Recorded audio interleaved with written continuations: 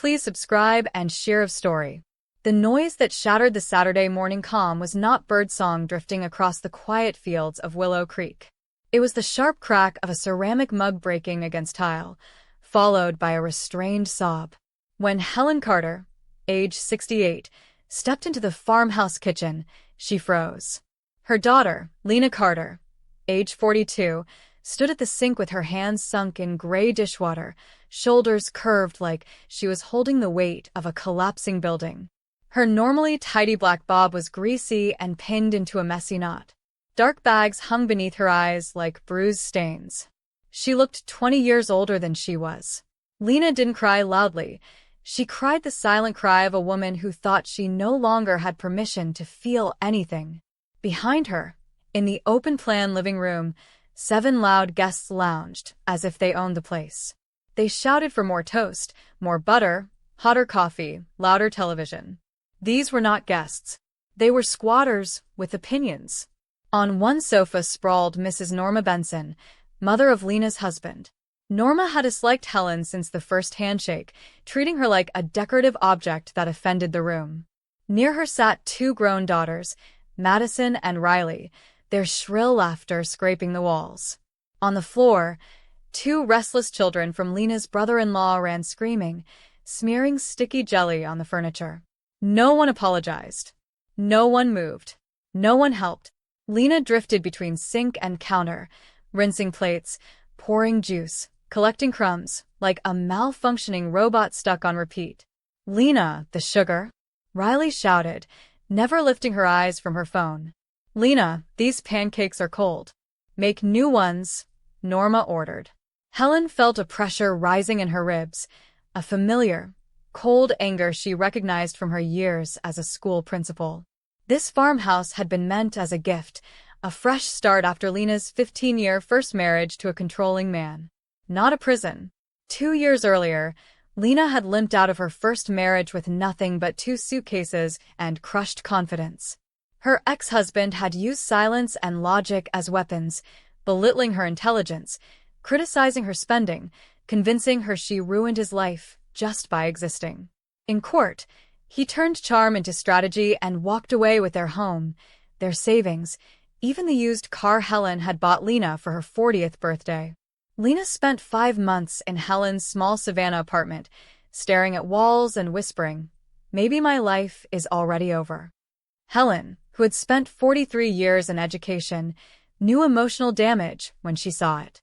She pulled from her own retirement savings, money she'd meant to use in her 70s, and bought a small farm in rural Georgia for $120,000. She borrowed the remaining $20,000. When Helen handed Lena the keys, her daughter whispered, "It's really mine?" And Helen said, "Yours alone. Your name only. No one can ever take it." For 6 peaceful months, Lena planted herbs, baked bread, and woke up before sunrise to enjoy her quiet land. Then she met Evan Benson, a charming man she encountered at a hardware store. Evan fixed a leaky pipe, praised her baking, told her she deserved joy. He said she was easy to love. Helen worried. Charm was cheap, but Lena wanted to believe again. 5 months later, they married at the county clerk's office, no ceremony. Evan smiled, Lena cried, Helen pretended to be thrilled. 6 weeks after the wedding, the invasion began. Norma just needed a few days. Madison just needed space from her boyfriend. Riley's apartment was being sprayed for pests. Evan never said no. He called it hospitality. Helen called it exploitation. Now, 3 weeks later, the so-called visitors were treating Lena like a maid in a house they contributed nothing to. Helen stepped forward. "Lena," she said, voice sharp. "Come here." Lena flinched like Helen was flame. "I'm busy, Mom," Lena whispered. "Breakfast needs cleaning." "Someone else can clean," Helen said. "Come here." Norma laughed. "Oh, Helen, please. She's helping. We're family." Helen scanned the room. Feet on tables, sticky fingerprints on walls, dirty plates everywhere. No one moved. No one cared. "How long have you been staying here?" Helen asked. 3 weeks, Norma replied proudly. "And we'll be here all summer. Evan invited us." Helen's stomach hardened. Where is Evan? Out with his dad. He'll be back for lunch, Norma said. Speaking of which, Lena, it's nearly 11. My son likes his meals early. Lena tensed and reached for more pans. Helen caught her wrist, red, cracked, swollen from scrubbing.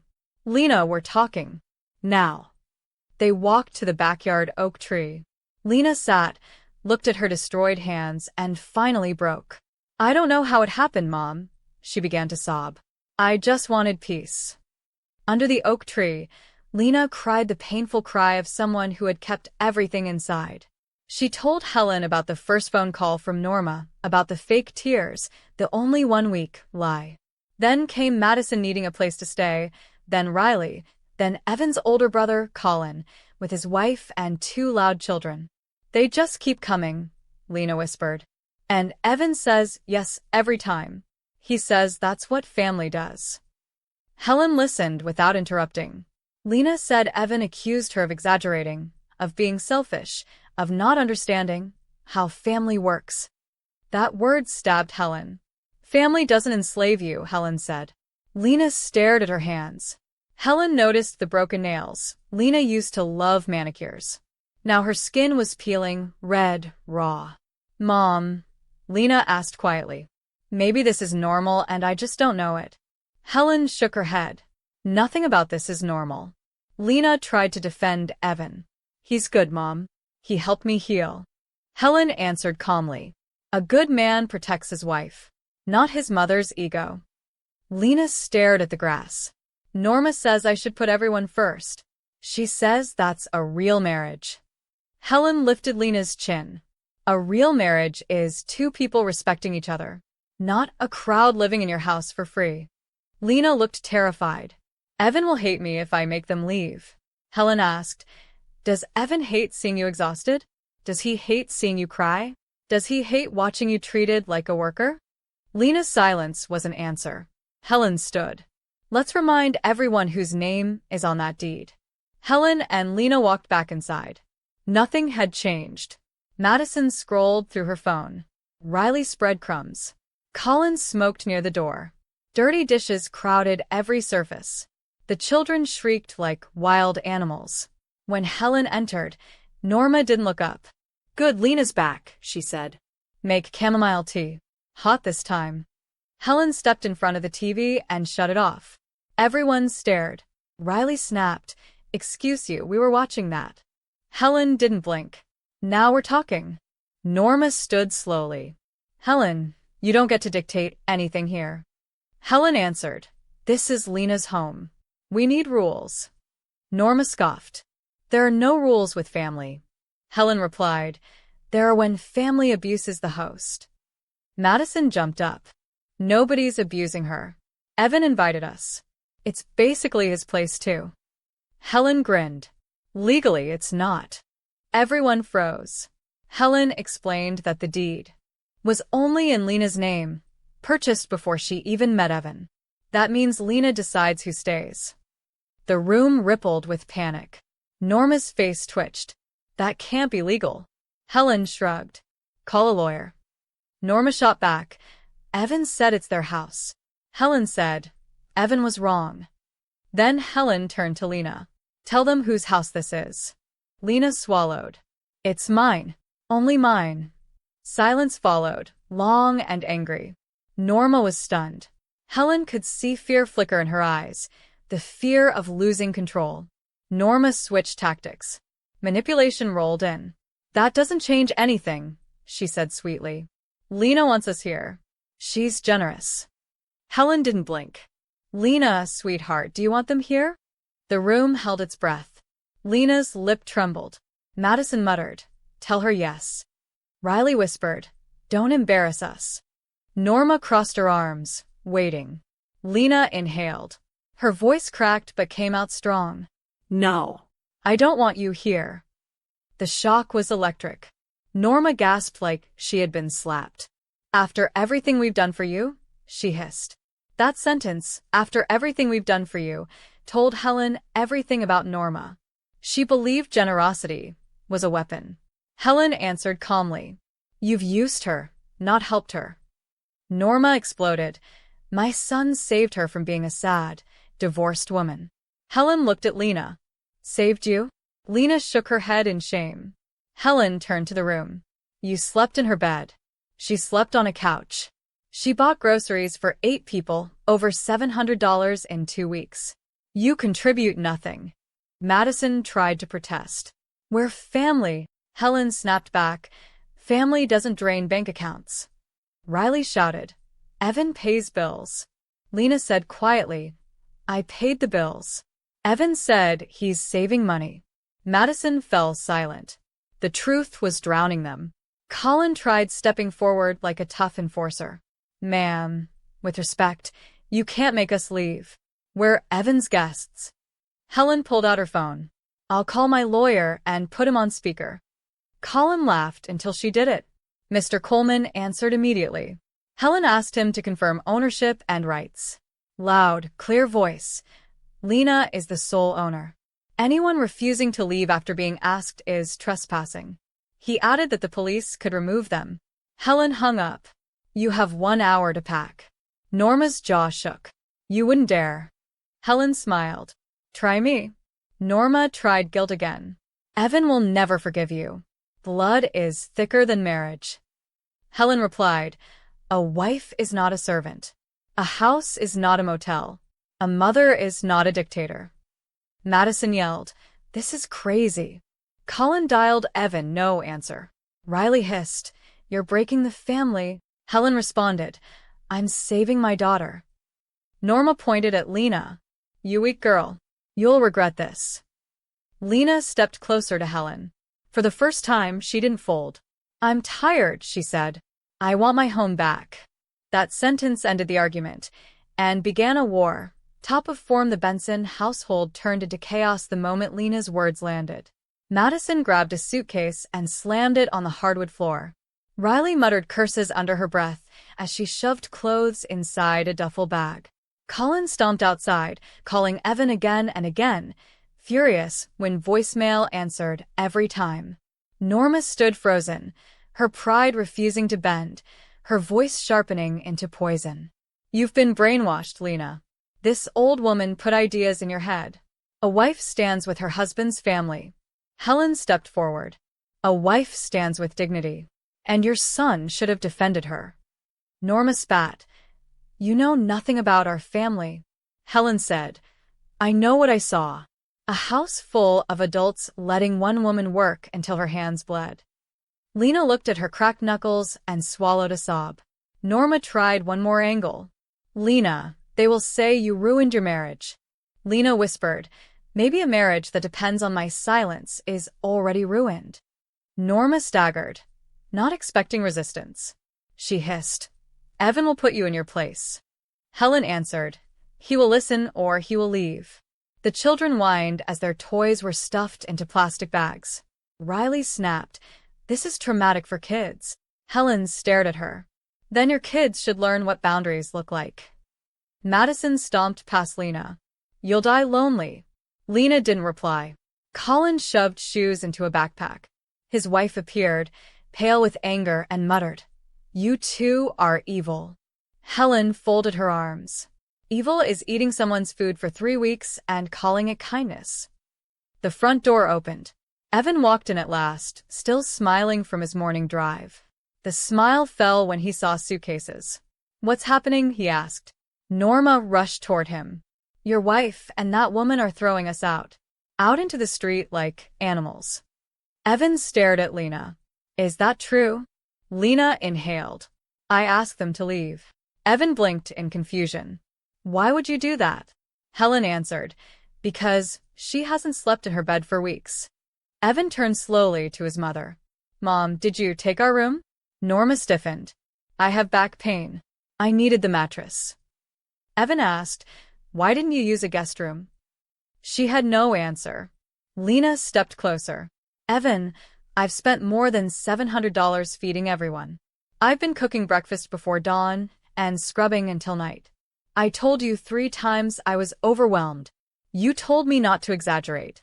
Evan's eyebrows pulled together, confusion turning into shame. I didn't realize. Lena cut in. voice breaking. You didn't want to realize. Madison interrupted. Don't fall for this, Evan. We're your blood. Evan stared at his sisters, at his mother, then at Lena. Her swollen hands trembled. His father, Wayne, who'd followed Evan inside, finally spoke. Son, we used her. I watched it. Norma spun on him. You're siding with them? Wayne sighed. I'm siding with decency. Evan rubbed his forehead. I never meant for this. Helen said, intentions don't erase damage. Lena whispered, I need my house back. Evan stared at her like he didn't recognize her strength. Then he nodded, slow and pained. Mom, pack. Norma gasped like the world cracked. Norma pressed both palms to her chest. You would exile your own mother? Evan looked tired, not angry, just exhausted. I'll visit you. I'll help you find another place to stay. But you can't live here. Norma's voice dropped to a hiss. She made you choose. Evan answered softly. You made me choose. Madison slapped the couch cushion. This family is destroyed. I hope you're happy, Lena. Lena didn't speak.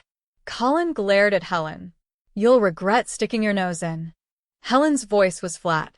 I regret waiting 3 weeks. Riley stormed outside. The children began crying. Norma dragged her suitcase dramatically across the floor. I am never speaking to you again, she declared. Evan closed his eyes. I'm sorry you feel that way. Norma snapped. You will be sorry. She'll never give you a child. She'll never give you loyalty. Lena flinched, but didn't bow. Wayne shook his head slightly, as if embarrassed for his wife. 15 minutes later, bags were hauled toward 2 cars in the gravel driveway. Madison shoved hers in the trunk and muttered, ungrateful trash. Riley slammed her door. Colin buckled both kids, with angry motions. Norma lingered by the porch steps. This land should have belonged to our family, she said bitterly. Helen replied, land belongs to whoever respects the person living on it. Norma glared at Lena. You think you won today, but you planted resentment in your husband's heart. Evan finally spoke firmly. Mom, go. Please. It was the first full boundary he had ever spoken to her. Norma froze, recognizing defeat. She climbed into the car. Engine started. Tires spat dust. Gravel exploded under wheels. Then the cars rolled out of the gate and vanished down the road. Silence fell, a heavy, beautiful silence after a long storm. Lena collapsed into a porch chair. Evan stood near her, hands shaking. Helen watched both of them, breathing slowly. Evan sank beside Lena. I failed you, he whispered. Lena shook her head, tears gathering. I failed myself. I let them in. I tried to be good. Evan leaned forward. No wife should cry from exhaustion.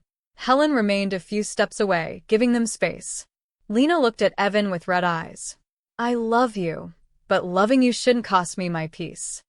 Evan nodded. I know. His voice cracked. I won't let this happen again. Lena studied him, searching for sincerity. Then she said, respect is my boundary. Evan swallowed hard. You have it. Helen spoke gently. Marriage needs boundaries. And consequences. Evan nodded again, slow, humbled. Lena wiped her face and asked, Are you angry I told him to go? Evan shook his head. I'm angry I made you need someone else to do it. That truth hung in the air like medicine and pain mixed. They sat in silence on the porch, 3 people breathing through the aftershock. Lena whispered, I'm scared, Evan. What if she never forgives you? Evan exhaled. That's her choice. My job is here. Lena hesitated. What if we don't recover from this? Evan took her hand carefully, as if afraid of hurting her cracked skin. Then we rebuild. But we rebuild without abuse. Helen stood. You both need rest. And food. Evan nodded. We'll clean the house. Lena blinked. Together? Evan answered. Together. Helen walked toward the driveway. Lena stood quickly. You're leaving? Helen smiled. You need a night without an audience. Talk. Heal.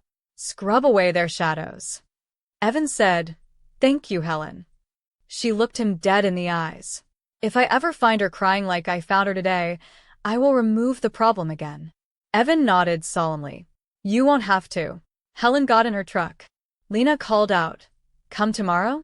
Helen answered, Whenever you need me. Then she drove away, leaving the quiet as a gift, not an emptiness. Night came slowly over Willow Creek, and Lena stood in the kitchen staring at the wreckage. Crumbs in every corner, greasy plates stacked like fallen bricks, sticky juice on the counter, toys abandoned under chairs. Evan rolled up his sleeves. Where do we start? Lena pointed to the pile of dishes. Evan washed, Lena dried, silent at first, then speaking gently. I used to love this kitchen, she said. I want to love it again. Evan nodded. We'll make it ours today. He scrubbed pans with a guilty focus, like he was erasing his mistakes with soap and water. Lena mopped the floor until her muscles trembled, but this time she wasn't serving anyone. She was reclaiming ground. When they reached the bedroom door, Lena froze. The blankets smelled like Norma's perfume. Evan spoke quietly. We'll strip everything. New sheets. New pillows. Lena agreed.